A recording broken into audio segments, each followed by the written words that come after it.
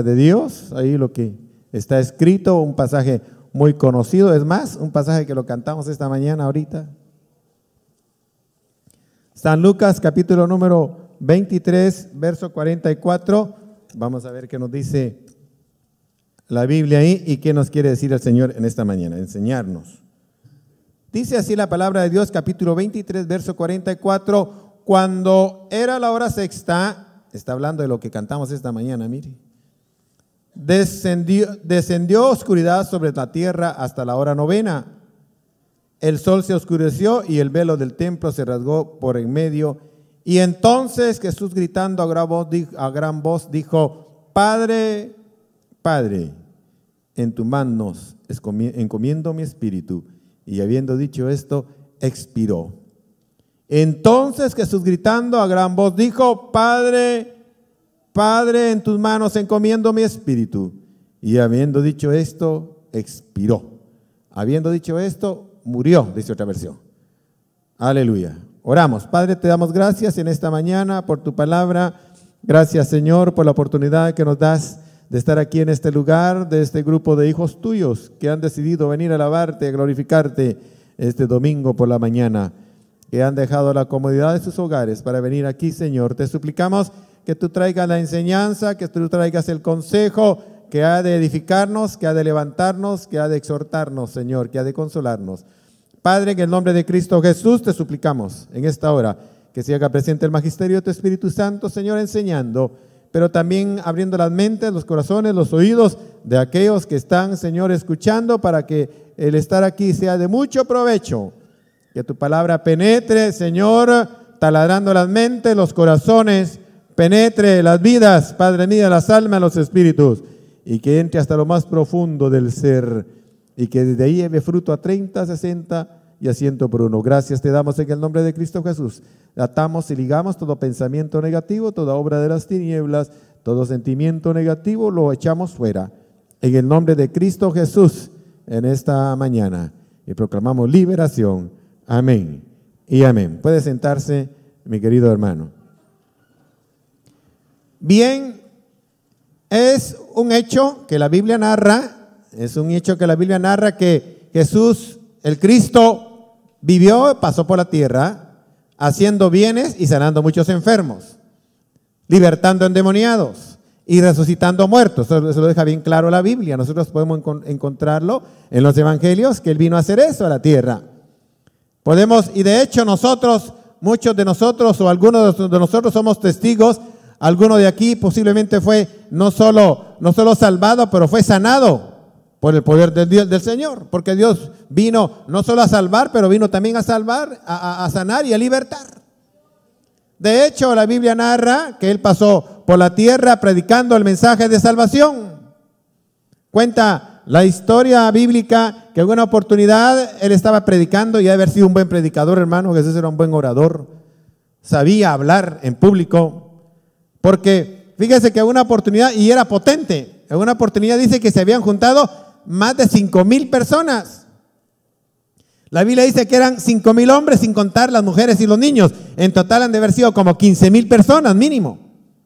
Y Jesús, sin micrófono y sin bocinas, se dirigió a las 15,000 personas. Ha de haber sido potente su voz cuando hablaba, y todos le escuchaban. Y estaba predicando, y predicaba de tal manera, hermano, le estaba predicando a esas personas que ellas perdieron la noción del tiempo. No se dieron cuenta, y cuando volvieron en sí, habían transcurrido 3 días de estar escuchando al maestro de Galilea, enseñando la palabra. Haber sido hermoso escuchar a Cristo Jesús. Imagínese usted escuchando a la palabra encarnada predicar la palabra de Dios. Él era el verbo encarnado, hablando la palabra de Dios. Ha de haber sido muy hermoso. Si ahora uno escucha a los ministros de Él que hablan la palabra de Dios, y a veces lo cautivan a uno, imagínese escuchar al maestro de los maestros predicando la palabra. Pues era tan hermoso que esa gente perdió la noción del tiempo, y pasaron 3 días. Mire, predicaba de tal manera que una vez los guardias sacerdotales recibieron la orden de irlo a traer preso, porque estaba jalando mucha gente y les entró envidia, y lo mandaron a traer para que viniera preso. Y ellos lo encontraron, los guardias lo encontraron que estaba predicando y dijeron, bueno, no lo llevemos ahorita porque hay mucha gente y nos pueden apedrear. Mejor que termine el sermón y cuando termine el sermón lo agarramos preso y nos lo llevamos. Y se les ocurrió quedarse ahí a esperar que terminara el sermón y a escuchar el sermón. Y le empezaron a escuchar y a escuchar y el Señor hablaba y hablaba y hablaba. Y de ahí regresaron los guardias ante los sacerdotes y los sacerdotes le dijeron, ¿y ustedes qué pasó? ¿Por qué no trajeron al Nazareno? Para eso los mandamos. Y los guardias le contestaron, es que ningún hombre en la tierra ha hablado como habla ese hombre, esas palabras de vida eterna. Denle un aplauso a ese Cristo maravilloso.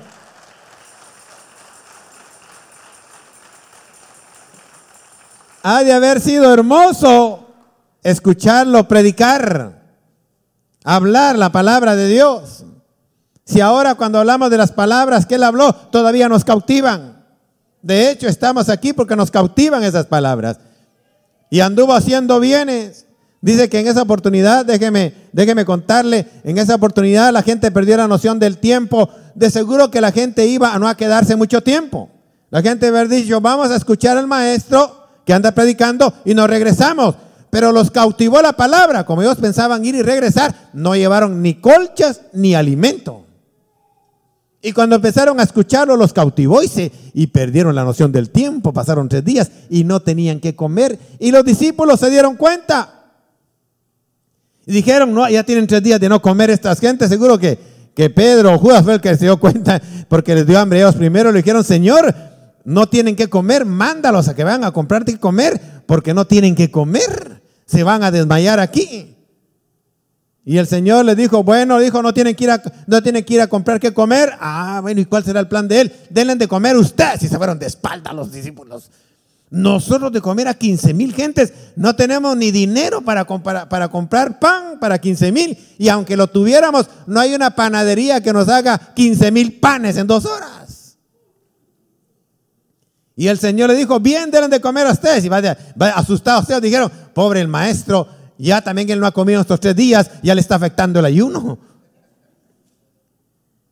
Y le dice él, ¿y qué tienen pues para darle de comer? Pues no tenemos nada, lo que tenemos ahí son 2 peces y 5 panes que tiene un niño para una comida de un adulto, eras más que suficiente. Solo eso tenemos, con eso no podemos alimentarlos. Y el Señor le dijo, ¿cuánto dice que tienen? 2 panes y 5 peces, suficiente para los 15,000, dijo. Y se miró Pedro y Juan y Judas, hasta Judas se miró, decía, el maestro ya se volvió chusema, dijeron. 2 peces y 5, una ración para un hombre, para alimentar a 15,000. No les cuadraban las matemáticas. Decían, un pez, 2 peces, un pan, 2 panes, 3 panes, 5 panes. 1, 2, 3, 4, 15,000, no cuadran. No cuadran 2 peces y 5 panes para 15,000, no cuadran. Y no nos criticamos mucho porque si nosotros hubiéramos estado ahí también hemos hecho las mismas cuentas y hubiéramos dicho no cuadran.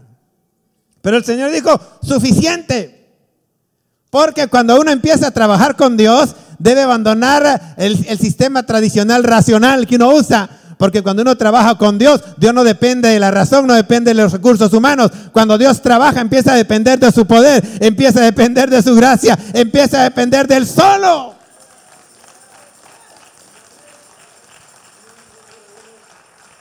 Cuando uno va a trabajar con Dios, tiene que olvidarse muchas veces de sus matemáticas. Porque si no, las matemáticas no compaginan con la voluntad de Dios. Y lo manda a hacer uno algo, y uno como no le cuadra, uno no lo hace. Pero aquí dijeron, bueno, ¿qué hacemos? Pónganlos en orden ahí, de 50 a 50. Y dijeron, bueno, los ordenaron de 50 y 50, quiere hacer el maestro. Dijeron ellos, ¿qué van a hacer? Y el Señor sobre los 2 panes y los 2 peces y los 5 panes, oró al Dios del cielo y los bendijo. Y dijo, empiecen, y empezó a darles, pero repártanos. Y aquellos metían la mano en la canasta y sacaban peces. Y más metían la mano en la canasta y sacaban peces. Y más peces, y más peces. Y se iban con la canasta llena a repartir los peces y los panes. Llegaba el otro y metía la mano en la canasta y sacaba más peces y más panes y más peces. Iban a repartir y empezaron, dijeron, ¿qué estará pasando aquí? Y para no hacer larga la historia, comieron los 15,000. Y la palabra no se encarga con decir que comieron los 15,000. La palabra usa la expresión bien fuerte. La palabra dice, y se hartaron. Eso quiere decir que comieron y comieron y comieron hasta que full estaba la cosa, ya no les cabía más. Y para que no quedara duda, el Señor mandó a los apóstoles y a los discípulos y les dijo, recojan todo lo que sobró. Y recogieron 12 cestas llenas de alimento. Nada menos ni nada más que ese es el Dios al cual tú vienes a alabar en esta mañana. Al Dios que puede multiplicar no solo los panes y los peces, sino la fuerza, la voluntad de cada uno de nosotros. Fíjese que hablando el profeta Isaías de eso, dice, Dios es el que multiplica las fuerzas del que no tiene ninguna. Alguien puede estar cansado de la vida, ya no aguantar, ya no soporta la vida, pero si va con Dios, Dios le dice, Señor, ya no aguanto, ahí te van más fuerzas, pues, para que aguantes más, ahí va. Ya no aguanto a mi marido, ahí te van más fuerzas para que aguantes el marido, y ahí le van las fuerzas al marido para que te aguante a ti también. Porque no, a veces nos hacemos los chiquitos, mire, es que él cómo me trata, pero hay que preguntar, ¿y usted cómo lo trata a él? Ya se puso seria la cosa, ¿va? Ya empezó el hermano a hablar, tan bonito que venía hablando, dijo, ya se empezó a desviar a temas no muy atractivos, pero así es, Dios multiplica las fuerzas del que no tiene ninguna. No solo los panes, no solo los peces, es al Dios al que venimos a alabar. ¿Cuántas veces le habrá pasado a usted que viene cansado, ha trabajado toda la semana, viene casi arrastrando la Biblia, se sienta hasta allá atrás, no tiene ganas de cantar, pero empieza a cantar el hermano aquí a cantar bajo la unción y a cantar, de repente empieza a mover el dedo gordo del pie derecho, y de ahí mueve el pie, y de ahí mueve el otro pie, y de ahí termina alabando al nombre del Señor, glorificándole, porque el Espíritu Santo se hizo presente y lo llenó de nuevas fuerzas y lo levantó del cansancio y agotamiento en el que venía. Dios hace eso. Pues bien, alimentó a los 15,000 con 2 peces y 5 panes, haciendo bienes. Resucitó al hijo de la viuda de la ciudad de Naín. Venía el féretro, venían llorando, era lo normal, y se enfrentó el féretro, se enfrentó el desfile del muerto. Pero aquí venía el desfile del que estaba vivo, con vida viviente, que era Cristo Jesús, y se enfrentan los dos desfiles. Y ahora pues hubieran dicho, cuánto lo siento, señora viuda, que Dios la bendiga, murió su único hijo, pero como el desfile de la vida lleva vida, Jesús dijo, alto al desfile de la muerte, bájenlo de ahí. Y no le dijo a la señora, cuánto lo siento, mi más sentido pésame, que a veces dice uno eso, ¿verdad? En los velorios, cuánto lo siento, mi más sentido pésame, y ni lo siente ni le pesa nada. Por eso dicen que el lugar de los velorios es un lugar de muchas mentiras. Porque hay mucha gente, ay, cuánto lo siento, cuánto me pesa, y puro cuento, no le pesa nada. Pero hay muchas mentiras porque cuando alguien se muere empiezan a hablar bien del muerto, ay, tan buena gente que era, ay, que no sé, y puras mentiras. Usted era un borracho que maltrataba a la mamá y le pegaba a los hijos. Yo escuché una vez algo tremendo, fue tan tremendo, yo no lo creía, pero la señora estaba llorando y llorando y gritando, ay, te fuiste, y ahora ¿quién me va a pegar?, decía la señora. Bueno, que le pegue un montón de gente que se va a meter a los barrios bajos, de ahí la asaltan, la somatan y hasta la matan, ¿verdad? Pero en su irracionalidad empiezan a decir cosas que no son ahí. Pues bien, se juntó el desfile de la vida con el desfile de la muerte. Y le dijo, baja el féretro. Y bajaron el féretro. Y él no da pésames, él no sabe dar pésames, él solo sabe dar vidas. Y se acercó y le dijo a la muchachita, levántate, ve, y la levantó. Y todos se quedaron los apóstoles, levantó al muerto. Ahí se acabaron los pésames. Es que cuando tú caminas con Jesús, el pesar de la vida se te tiene que acabar. Si tú te metes con Él hasta fondo, si tú lo buscas hasta fondo, el pesar de la vida se te acaba. Si sientes que la vida te pesa mucho es porque estás lejos de la presencia de Dios.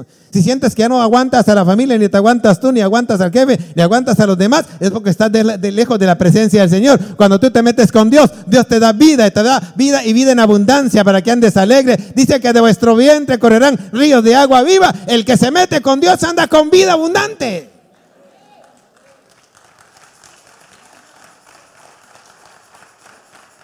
El secreto del evangelio, hermanos queridos, es que le da vida al que no la tiene. Y al que teniéndolo le da vida abundante. Lo que pasa es que nosotros hemos agarrado el evangelio como una religión nada más.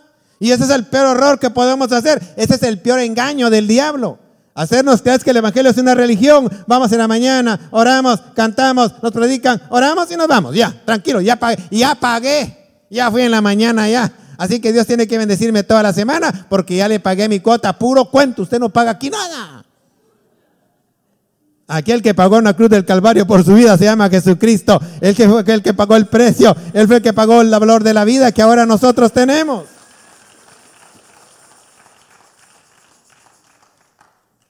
Hay gente que viene y le dice, Señor, te voy a ofrecer tres días de ayuno. Usted no le puede ofrecer a Dios nada.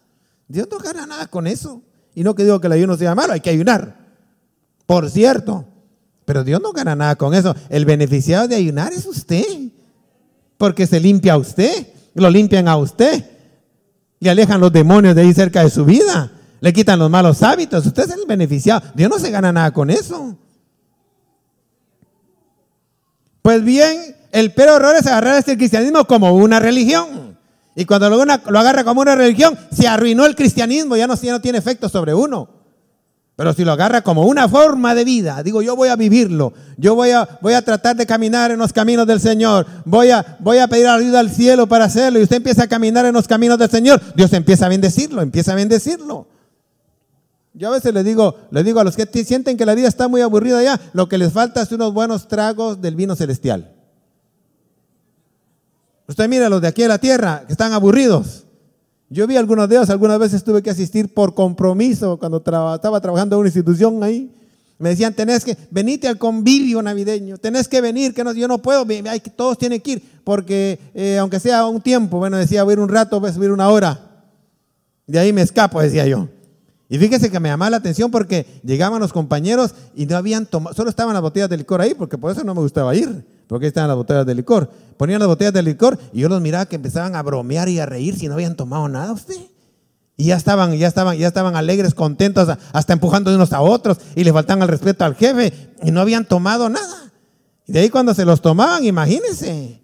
Algunos terminaban en el piso bailando, revolcándose y haciendo gracias como que son perritos y toda la gente vaya a aplaudirlos, aunque después les da vergüenza todo lo que hicieron, pero ¿qué pasa? Se tomaban los tragos y se creían los campeones. Unos tequilas entre pecho y espalda y ya sigo siendo el rey. Ya se creían los presidentes de la república y los mandamases y eso con unos traguitos de la tierra. Ahora imagínese cuando usted se toma los tragos celestiales del vino celestial. Yo creo que no hemos probado eso, hermano, porque cuando uno prueba eso, hermano, es tremendo. Dice que en el libro de los Hechos todos se emborracharon de ese vino. Y estaban todos alegres, contentos, felices, y la gente decía, esos están borrachos, son las 9 de la mañana, a esta hora todavía no se toma, estos ya tomaron desde las 9 de la mañana, pues como ese vino no hace daño, usted lo puede tomar en la mañana, en la tarde, en la noche, en la madrugada, a la hora que quiera, y le va a producir el mismo efecto, le va a sacar la vida.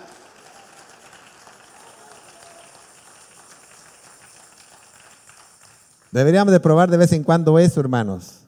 Si usted siente que la vida no la aguanta, le hace falta una tomadita del vino del cielo.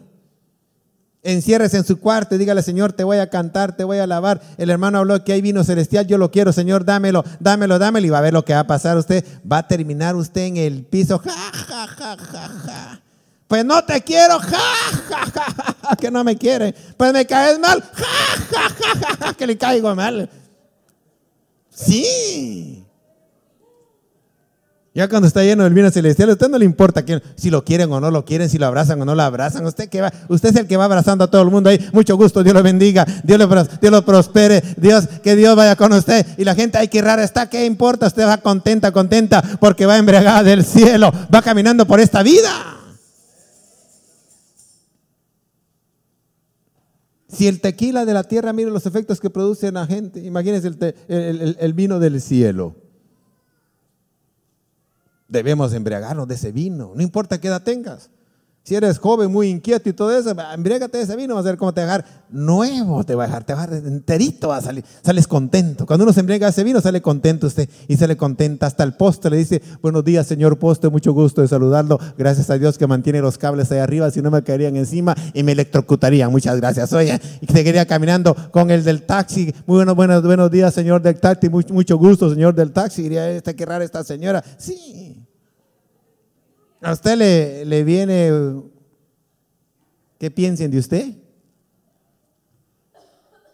Usted ha visto que los que toman el licor de la tierra hacen cosas tremendas a veces.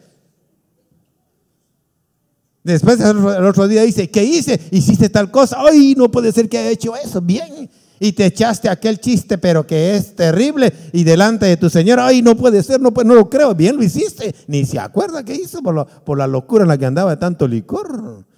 Bueno, ese licor destruye familias, destruye vidas, hace que los despidan del trabajo.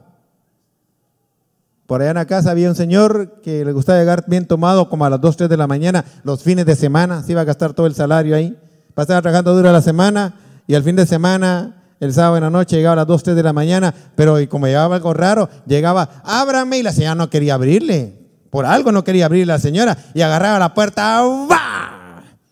Y cuando entraba, ¡va! Seguía con la señora. Y la somataba. ¡Ay, ay, ay! Por eso no le quería abrir a la señora, sabía lo que iba a hacer el bandido. Y los vecinos decían, la noche no nos dejaron dormir muchos estos señores. ¿Va? ¿Y qué pasó? Pues es que el señor llegó contento, decía. Va, que llegó contento. ¿Usted qué tal si llega enojado ese bandido? Agarra parejo toda la cuadra ahí. Llegó contento, dice. Ese vino destruye, en cambio el vino celestial sí te lleva contento, el vino celestial sí te da el gozo de verdad, el vino celestial sí te da la alegría porque te da paz, te da gozo, te da felicidad, te da vida abundante. Es tan bueno este vino que a los maridos malos los convierte en maridos buenos, que a las mujeres que le arañan la cara al marido le corta las uñas. Se lo digo porque en la iglesia había un profesional, no quería nada con el cristianismo, su señora era cristiana y le iba a dejar a la iglesia y después le iba a recoger, pero de repente se cansaba y decía, ya no te llevo a la iglesia, estoy cansado. No, solo iglesia, no vayas a la iglesia. Pasaba 1 o 2 meses, a los 3 meses la hermanita ya estaba con su carácter natural, ¿verdad? Que le salía, se empezaban a salir las uñas, las garras, y decía él, ay no, ya estás descompuesta, mejor te llevo a la iglesia, ahí te arreglan, vamos, subite al carro, te voy a llevar a la iglesia. Y la verdad que la iglesia lo arreglaba, porque el que viene aquí y que se enfrenta con Cristo, Cristo lo arregla, Cristo lo cambia, Cristo los transforma. Ese es el poder del evangelio, esta es la belleza de este cristianismo. Que Cristo cambia, al ladrón lo convierte en honrado. Al adúltero lo convierte en monógamo, solo una mujer. Al borracho le quita la borrachera, usted le quita el licor. Al drogadicto le quita las drogas. Esta es la gloria de este evangelio. Que lo transforma, que lo cambia. Esa es la maravilla de este evangelio. No importa cómo venga alguien, si lo acepta y lo cree y se somete bajo él lo cambia. Déjame contarle esta historia porque la oí, el testimonio de una persona que se cambió de sexo, se prostituía, se casó con un europeo, que era profesional, le dio buena vida, pero ella no puede dejar de prostituirse. Y él le decía, pero si te recogí, te estoy dando buena vida, te doy casa, te doy todo, ¿por qué haces eso? Es que no puedo, no soporto, me entra una desesperación, y a las 10 de la noche yo tengo que salir de la casa. Pero tenía una familiar que era cristiana y le llegó a visitar a Europa y le empezó a hablar del evangelio. Y ella dijo, no quiero nada de eso, no me gusta, no me hables de eso, no me gusta que me hables de eso. Pero la invitó a que llegara a su país, que era América Latina, y la fue a visitar a su país. Y ahí le siguió hablando del evangelio y le llevó a una iglesia a usted. Y en la iglesia se convierte. Pasó al frente, Cristo le habló y se convirtió. Cuando regresó a su casa, después de convertida y liberada, porque la liberaron de los demonios que llevaba, dice que se paró frente al espejo y dijo, ¿Y qué es eso que he hecho con mi vida toda pintada? No había, volvió en sí. Y así, imagínense que se había operado y todo, hermano, tremendo. Yo vi la foto de operada y todo, y bien bonita, o bien bonito, no sé cómo decir esa cosa, bien atractiva, de tal manera que el europeo se encantó con ella, de buena posición económica. Dijo, yo te voy a honrar, bien atractiva, y ya cuando se vio en el espejo dijo, ¿y quién es ella que está ahí? Y era él. ¿Qué hice con mi vida? Dijo, y volvió en sí. Y primero llegó con el europeo, le dijo, ya no me puedes tocar más. Eso no está de acuerdo a la Biblia.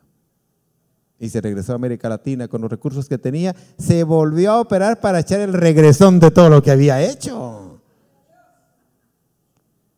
Y ahí tiene la foto ahora como hombre. Es un evangelista, anda predicando por toda América del Sur que Cristo cambia, que Cristo transforma, que Cristo hace de nuevo a las personas, que Él es el único que se acercó a Él y le dio lo que necesitaba. Y ahora su alma está satisfecha.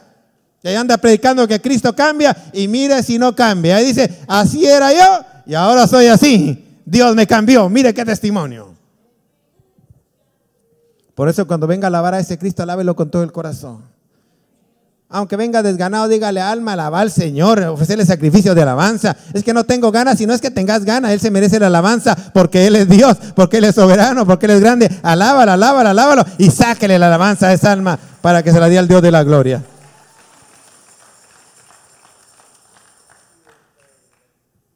No solo Cristo anduvo haciendo bienes, y no solo la Biblia narra eso, pero la misma historia señala que hubo un hombre en Israel en los tiempos antiguos que con un montón de gente iletrada y alguna analfabeta conmovió el mundo de su época.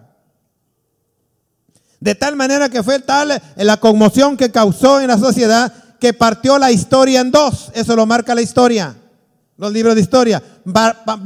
Partió la historia en dos. Partió la historia en antes de Cristo y en después de Cristo. Ahora nosotros estamos viviendo en el año 2012. ¿2012 qué? 2012 después de la muerte de Cristo. Empezaron a contar los años después de la muerte de Cristo. Y la historia cuenta ahora los años también antes de la muerte de Cristo. Se llaman antes de Cristo y después de Cristo. Y partió la historia en dos.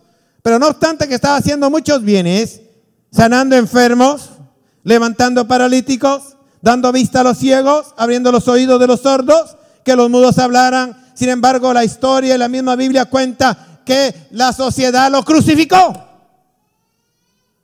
y lo mató. Por eso me encantaba el coro, porque el coro narra esa historia. Lo mataron. Aunque nunca había hecho daño a nadie, aunque nunca había hecho maldad a nadie, sin embargo lo mataron, lo crucificaron. De la forma más cruel que podían crucificar a alguien. No era de cualquier muerte. La peor muerte que había en la antigüedad era la muerte de cruz. Y esa muerte fue la que le dieron a Él. Fíjese que era tan tremendo esa muerte que había gente especialista en matar, en hacer sufrir a la gente antes de matarla. Era una profesión la que existía. En que los torturaban, pero sabían cómo torturarlos y hacerlos sufrir antes de morirse. De ahí los soltaban. Y esa muerte le dieron a él de tortura, en que no moría. La muerte más benigna era cortarle la cabeza. A la gente noble le cortaban la cabeza un momentito y murió. Pero esta muerte era la más cruel. Y esa fue la muerte que le dieron a él. Y el profeta Isaías, viendo la crucifixión de Cristo 700 años antes de que ocurriera, dice, aunque nunca hubo engaño en su boca, ni hizo maldad a nadie, con todo eso sufrió los pesares. Dios quiso quebrantarlo. Fue tal su deformidad. A veces en los cuadros que nosotros miramos a un Cristo con una corona, con una gota de sangre aquí, otra por allá, otra por aquí, otra por allá. Eso no es cierto. Cuando Él llegó a la cruz del Calvario iba molido por nuestros pecados, molido. Dice que el látigo que usaban en ese entonces era un látigo de cuero que tenía varias puntas y al final de la punta tenía unas como uñas aceradas, que cuando pegaba el látigo así y pegaban el jalón, las uñas se ensartaban y jalaban, rasgaban la piel del que estaba sufriendo eso. Lo escupieron, recibió puñetazos y llegó todo morado, desfigurado, llegó a la cruz. Todo hinchado. Isaías dijo eso hablando de él. Hemos de verlo, dijo Isaías, más inatractivo, despreciado, varón de dolores, experimentado en quebranto. Y al trabajo que había hecho, bueno, le pagan con muerte y con un sacrificio de ese calibre. Y la pregunta del millón que tenemos que hacernos en esta mañana, y trataremos de contestarla, es: ¿quién fue el responsable de que él llegara hasta ese lugar?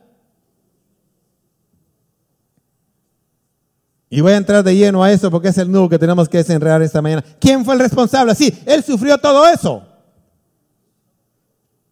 Él murió, fue escupido, se burlaban de él. A veces cuando uno le va mal dice la gente: lo último que me falta es que un chucho me orine, dice la gente, ¿verdad? Que un perro me orine. Bueno, él orinaron todos. ¿Quién fue el responsable? Algunos dicen: fue Judas usted, ese traicionero. Lo fue a vender. Por 30 monedas de plata lo vendió. Judas fue, ahí se inició todo, con Judas se inició todo. Pero la misma Biblia dice que Jesús sabía que Jesús para eso lo había escogido. Él le dijo a los discípulos: yo los escogí a todos ustedes y uno de vosotros es diablo. Y la Biblia clara dice, y hablaba de Judas Iscariote, el que le iba a entregar. O sea que para eso lo había escogido. Cuando estaban en la cena del Señor, viene el Señor Jesús y le habla a Judas en secreto y le dice: Judas, lo que tienes que hacer, hazlo pronto. Y le estaba hablando del negocio que iba a hacer sobre él con los fariseos. Y Judas salió corriendo a negociarlo por 30 monedas de plata. Así que a él para eso lamentablemente fue elegido. No es el responsable de la muerte de él. Otro dice: fue Pilatos. Pilatos fue ese bandido. Él podía soltarlo, él lo dijo. Cuando la mujer le mandó a decir: no tenga nada que ver con ese hombre porque he tenido sueños sobre él, suéltalo, tú tienes poder para soltarlo. Cuando Jesús no le contestaba, dice que Pilato le dijo: no me contestas a mí, yo tengo autoridad para condenarte o para soltarte. Y el Señor le dijo: ninguna autoridad tendría sobre mí si no te fuera dada del cielo. O sea que le dieron esa autoridad a Pilato para que lo entregara, para que se lavara las manos, el político ese.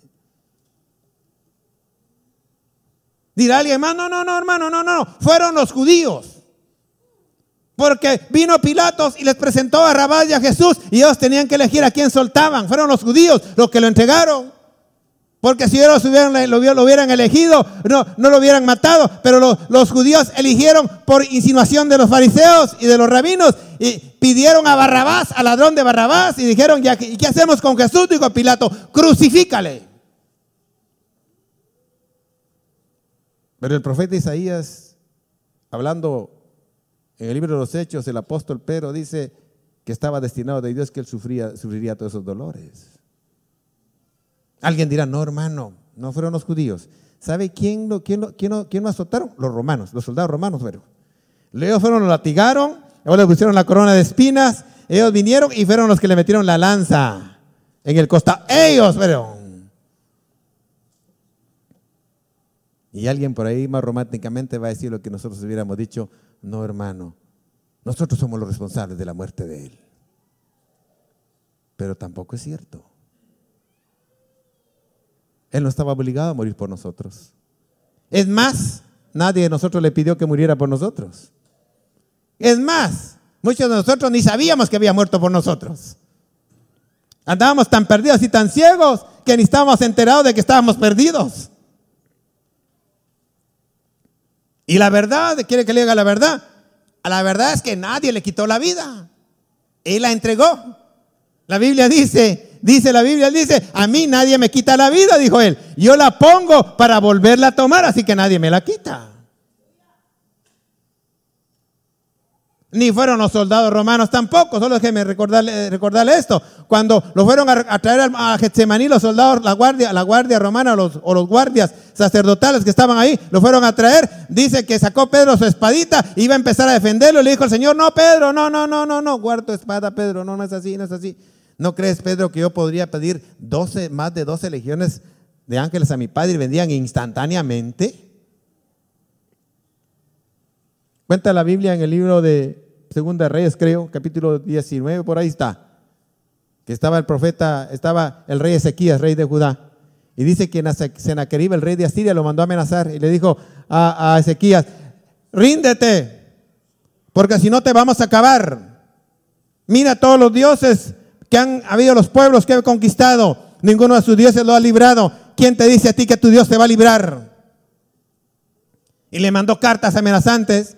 Y Ezequías, el rey Ezequías, atemorizado, dice que se metió al templo de Dios y fue a orar a su Dios, al Dios Jehová de los ejércitos, y le dijo: Señor Jehová, mira las amenazas de Sennacherib, es cierto que ha destruido a todos los pueblos y sus dioses no han podido librarlos, pero esos no son dioses verdaderos, tú eres el Dios verdadero, pero también a nosotros nos está amenazando y no tenemos el ejército suficiente para defendernos. Y sacó la carta y se la enseñó, y mira, aquí está la carta.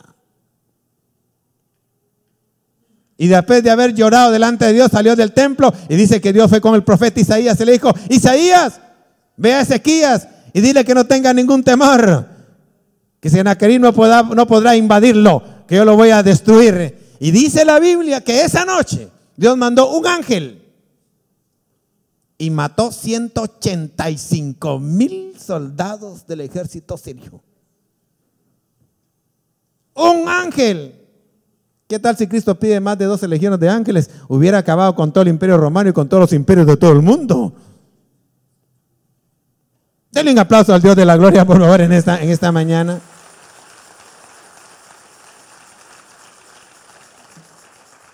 Él dijo: nadie me quita la vida, yo la pongo, así que nadie lo mató. Pero déjeme contarle, porque tenemos que desenrollar. Entonces, ¿quién fue el responsable real de que él muriera en la cruz del Calvario? Y esa es la parte final de esta enseñanza. El responsable, el único responsable de que él muriera en la cruz del Calvario, se llama Dios, el mismo Dios. ¿Por qué dice usted eso? Porque él estaba en el Getsemaní y Jesús no quería ir a la cruz del Calvario. Él le dijo al Padre: Padre, para ti todas las cosas son posibles. Si fuera posible que pasara de mí esta copa sin que yo la beba. Y el Padre le dijo: no es posible, tienes que pasarla. Y al final dijo Jesús: entonces que se haga tu voluntad y no la mía. Era la voluntad del Padre que él fuera a la cruz. Entonces, déjeme contarle esta experiencia que tuve. En una visión, estaba meditando en el Señor y tuve una visión, y en esa visión me llevaron al Getsemaní. Y la Biblia solo narra las palabras que Jesús dijo, pero en la visión vi que fue un diálogo el que existió en el Getsemaní. Estaba Jesús diciendo: Señor, si es posible que pase de mí esta copa sin que yo la beba. Y vino la respuesta del Padre. Él dijo: no, hijo, no hay otra manera de salvar a la raza humana. Tienes que morir tú, pagar el precio por ellos. Ese era el diálogo. No hay otra manera. Entonces Jesús le dijo: hágase tu voluntad y no la mía. Pero en eso me acercaron más y vi el corazón de Jesús, que no quería ir al Calvario. Pero en eso vi el corazón del Padre. Y eso fue lo que me impresionó, porque escuché lo que el corazón del Padre decía. Casi de manera suplicante, rogativa, le decía: hijo, si tú no vas a la cruz del Calvario, estos pobres no tienen ninguna esperanza de ser salvos. Solo tú puedes salvarlos, por favor. ¿Será posible que vayas a la cruz del Calvario a morir por ellos? Y Jesús, cuando vio eso, escuchó el corazón de Jesús, cuando escuchó esa voz del corazón del Padre, no pudo negarse. Y entonces dijo: Padre, entonces yo voy a la cruz del Calvario si tú quieres que yo vaya. Y me emitió las palabras que están memorables en la Biblia: hágase tu voluntad entonces y no la mía. Y de ahí se levantó. Cuando Jesús iba por todo el camino del Calvario, lo estaban insultando, lo estaban latigueando, lo estaban golpeando, todas esas palabras malas que le decían, todas esas abominaciones que le decían, él no las escuchó. Él iba escuchando lo que el corazón del Padre le había dicho en el Getsemaní. Cuando estaba en el Calvario, que todos lo injuriaban, él no escuchó las injurias que hacía. Él seguía escuchando la voz del Padre que le decía: hijo, hijo, por favor, tienes que morir a cambio de ellos, si no ellos no tienen ninguna salvación. Fue de tal manera la rogativa que el corazón del Padre le hizo el corazón del Hijo. Por eso el Hijo, cuando estaba en el Calvario, no platicó con nadie. Él platicó con el que tenía que platicar. Platicó con su Padre. Con Él era el trato. Y cuando un rato vio a los que lo estaban crucificando, dijo: Señor, perdónales porque estos no saben lo que hacen. Pero empezó a hablar con su Padre. Y le dijo: Dios mío. Dios mío. ¿Por qué me has desamparado? Y dijo el texto que leímos. Y habiendo exclamado eso, al final dijo: Padre, con el que había hecho el trato, en tus manos encomiendo mi espíritu. Y dando el último respiro, murió. Dale un aplauso al Dios de la gloria, por favor, no se quede con esas ganas.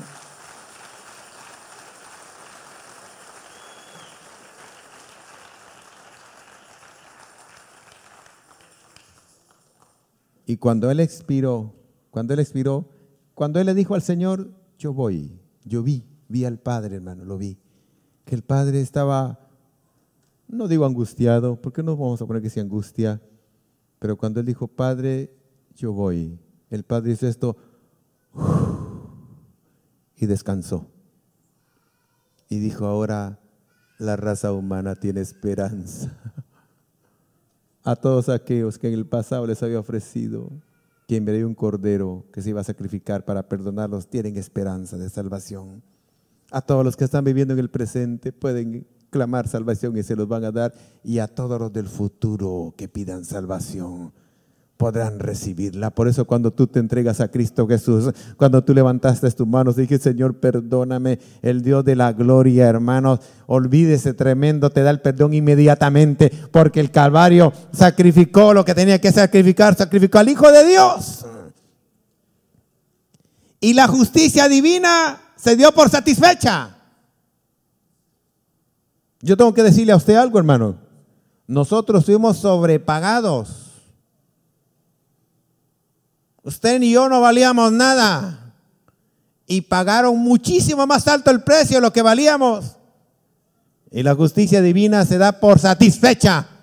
Cuando nos mira a nosotros y ve la sangre derramada en el Calvario, se da por satisfecha. Dice: no, está sobrepagado. Valía 1 centavo y pagaron 1,000 millones por usted.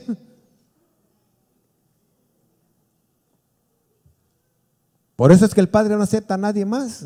Viene alguien con otro intermediario y no lo acepta. Viene alguien y dice: no, pero él, fíjese que bien santo, vive una vida consagrada. Sí, está bien que ha sido santo y vive una vida consagrada, pero él no puede ser intermediario. El único intermediario es el que pagó el precio. Yo no estoy diciendo que aquellos eran malos, no, pueden ser, pudiera que hayan sido muy buenos ellos o ellas, pero no son intermediarios. Por eso el apóstol Pablo, aclarando eso, dijo: porque solo hay un intermediario entre Dios y los hombres, Jesucristo hombre, el que pagó el precio del Calvario. Es el único autorizado para mediar entre Dios y los hombres.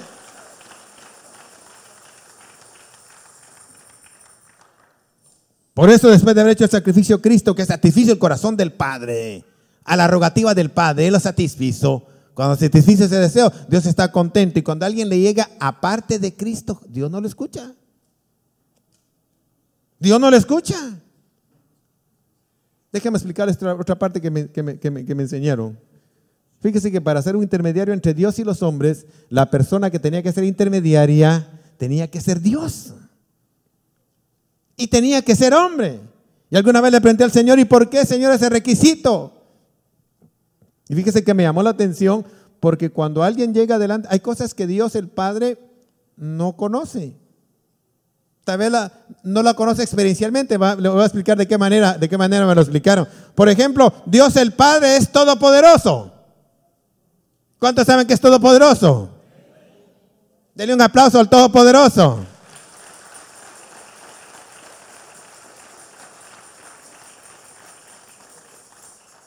Como es todopoderoso, Él no sabe ser débil. Y cuando alguien llega y le dice: Señor, me siento débil, Señor, me siento inútil, ayúdame, el Padre dice: no entiendo ese léxico, no entiendo ese lenguaje, no entiendo lo que me está diciendo, no lo entiende el Padre. Pero cuando usted va con Jesús y Y le dice Jesús, ya no aguanto, me siento débil, me siento inútil. Jesús agarra ese léxico, él sí lo entiende porque fue hombre. Y lo traduce al lenguaje divino. Y le dice el Padre en el lenguaje divino, él necesita ayuda, Padre. Lo que está diciendo es que necesita ayuda, Señor.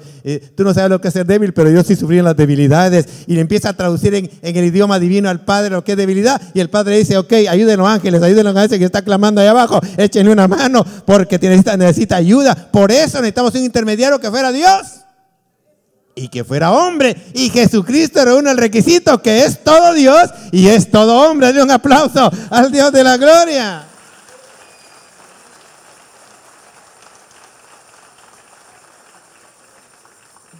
Él es un sumo sacerdote que está intercediendo por nosotros siempre.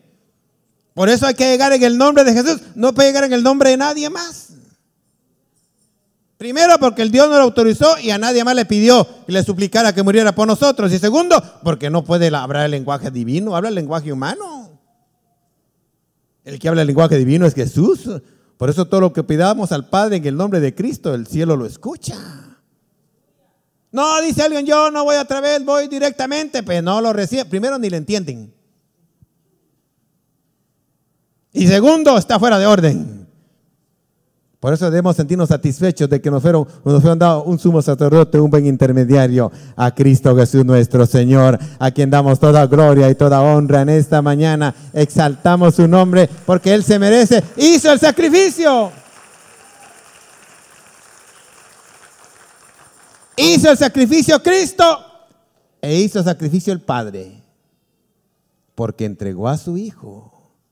Y por eso dice el famoso texto de San Juan 3:16, que casi todo el mundo lo conoce, hasta los impíos. Dice, de tal manera amó Dios el Padre al mundo, que dio a su Hijo, para que todo aquel que en Él crea no se pierda, mas tenga la vida eterna. El sacrificio del Padre fue hecho. La rogativa del Padre fue escuchada por el Hijo. Por eso es que cualquiera, óigame hermano y póngame atención a esto, cualquiera que desprecie el sacrificio de Cristo, óigame, cualquiera que desprecie el sacrificio de Cristo, lo que está haciendo es que el Padre vino y dijo, yo rogué para que Él muriera por ti, recibe salvación, y aquel dice, no la quiero, y le da un tortazo a la gracia divina. Y cualquiera que haga eso, mire, Dios no va a hacer nada, pero la justicia divina no soporta que alguien haga eso con el amor de Dios. Y la justicia divina se va a encargar de cobrarle paso a paso al que tal desprecio haga. Lo va a pagar con creces el que tal cosa haga. Porque le va a cobrar. Mira hermano, es tremendo esto, pero es más suave que alguien llegue y lo pele vivo y le eche limón en sal encima. Eso no es nada cuando la justicia divina le cobre el desprecio que hace del amor de Dios. Por eso benditos del Padre que aceptaron la oferta y no la rechazaron. Desen por dichosos ustedes que han sido beneficiados de esa gracia divina. Dele un aplauso al Señor en esta tarde.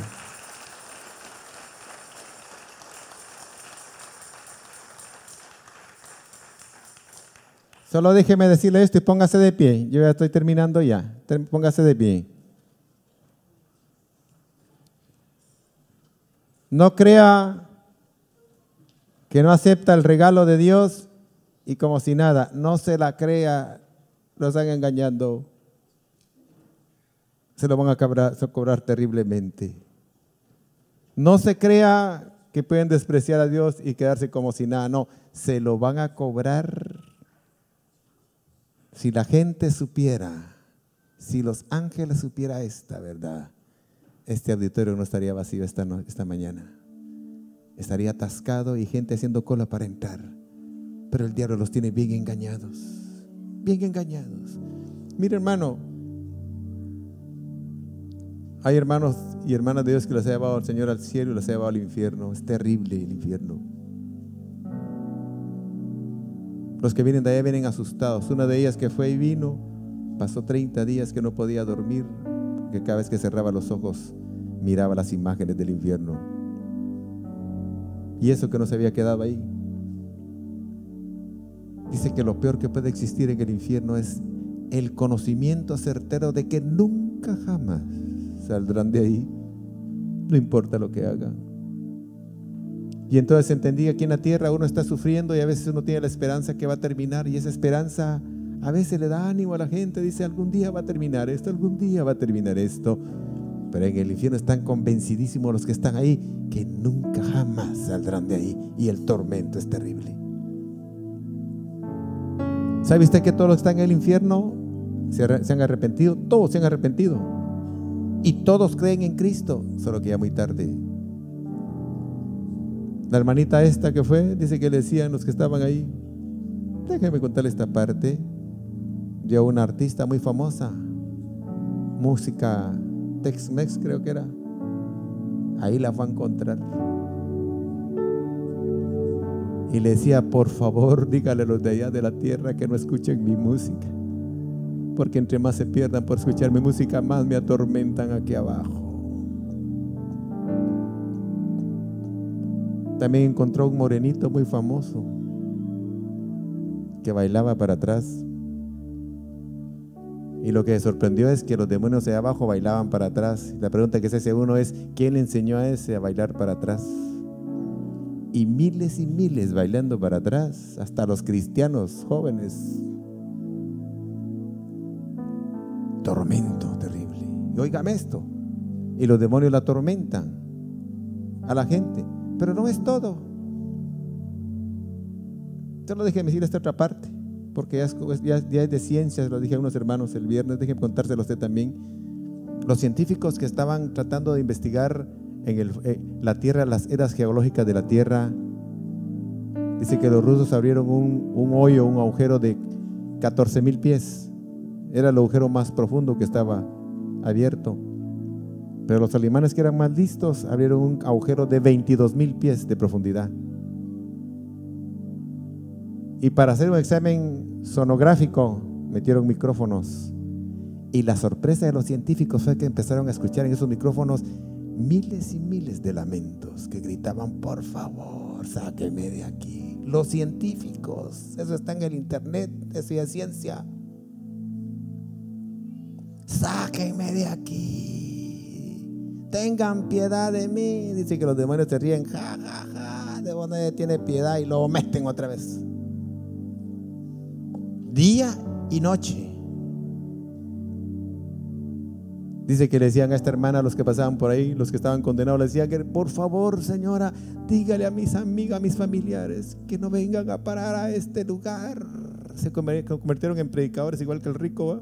En el tormento. Dígales que no vengan a parar a este lugar a mis familiares y amigos. Y que esta mañana hago eco a esa voz yo. Yo no sé si tienes familiares y amigos y conocidos que están en el infierno, pero a través de mí te están diciendo, por favor, no vayas a parar allá. Ojalá escuches,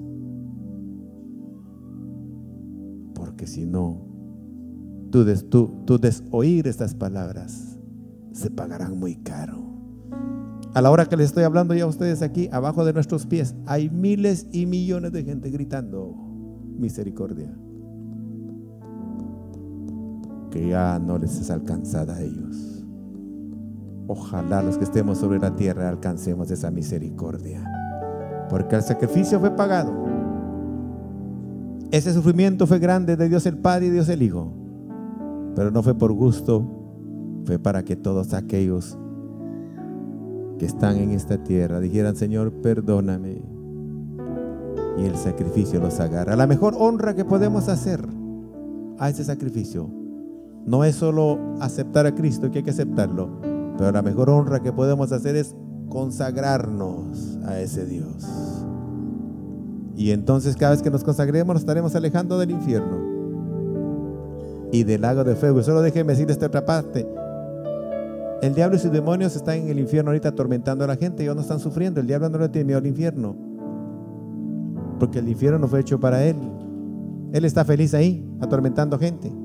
Los demonios están felices ahí atormentando gente. Para él se elaboró un lugar más trágico que el infierno. Y lo elaboró el mismo Padre con características especiales, inmensamente desastrosas, para que pueda sufrir el diablo y sus demonios cuando los echen al lago de fuego. Porque dice en Apocalipsis 20 que será lanzado el falso profeta, la bestia, el diablo, y va a ser lanzada la muerte, y el mismo infierno van a ser lanzados al lago de fuego para ser atormentados. Ese lugar sí es terrible. Si el infierno es terrible, ese lugar sí es terrible, que el mismo diablo suplicará misericordia y sus demonios. Pero lo tremendo del caso es que ese lugar fue hecho para el diablo y sus ángeles. Y lo tremendo del caso es que todos aquellos que no estén escritos en el libro de la vida, humanos, van a ir a parar a ese lugar para ahí. Si el infierno es de tormento, ese lugar es terriblemente de tormento. La humanidad no sabe lo que se está jugando al despreciar el sacrificio de Cristo. Si lo supieran, estarían aquí metidos esta mañana. Así que te felicito a ti por estar aquí esta mañana. Que Dios te bendiga, que Dios te prospere, que Dios haga resplandecer su rostro sobre ti y tenga de ti misericordia.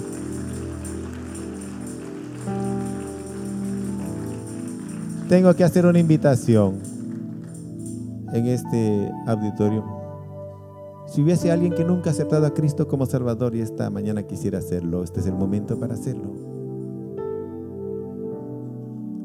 O si hubiese alguien que sabe que le ha estado fallando a Dios y se ha alejado de Dios y desea reconciliar, este es el momento también. No seas tontito. Abre los ojos. Por piedad tuya, abre los ojos. Si hay alguien que desea reconciliar al Señor o aceptarlo, venga al frente. Vamos a orar por usted en esta hora. Que diga: yo acepto ese sacrificio, yo acepto ese martillo que él sufrió por mí, yo lo acepto. Y voy a hacer otra invitación, mi hermano. Aquellos que dicen: Señor, yo me voy a consagrar a ti a partir de ahora. No sabía la súplica que el Padre le había hecho al Hijo para que fuera al Calvario, no lo sabía, pero ahora lo sé. Yo me voy a consagrar a ti.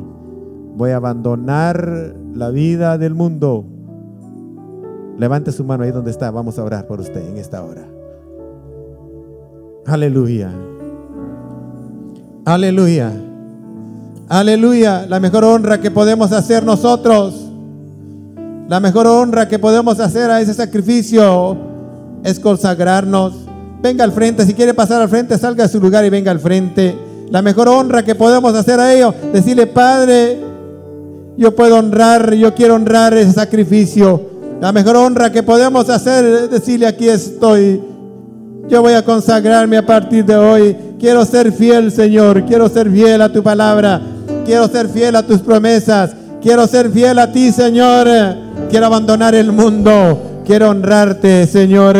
Gracias por ese sacrificio que hiciste por mí. En esta hora yo vengo a poner mi vida delante de ti y a decirte: gracias, gracias, gracias, gracias, gracias, gracias, gracias, porque has pagado mi salvación. Y ahora voy directo a la patria celestial. Padre, en el nombre de Cristo Jesús, mira estas vidas que han levantado sus manos y que han escuchado tu mensaje, Señor, y que hoy deciden hacer un voto de consagración para ti. Yo te suplico que tú los escuches en esta hora y que tu mano de misericordia sea extendida para ellos, Señor, en este momento. Que tu Espíritu Santo venga a tomarlos, que tus ángeles vengan a ministrarlos y que puedan darles la fortaleza, la sabiduría, la gracia necesaria para abandonar esa vida de frialdad en que han caído, esa vida, Señor, de inercia, esa vida de insensibilidad, y que ese corazón pueda avivarse en el nombre de Cristo Jesús. Que reciban el toque de tu Espíritu, que reciban el toque de tu Espíritu en el nombre de Cristo Jesús. y que puedan ser ejemplo para los suyos, Señor, para sus hijos, para sus padres, para su esposo, para su esposa. En el nombre de Cristo Jesús. Mira a aquellos que han pecado contra ti, perdónalos ahora y límpialos. Que puedan caminar, Señor, en tus caminos. Gracias te damos.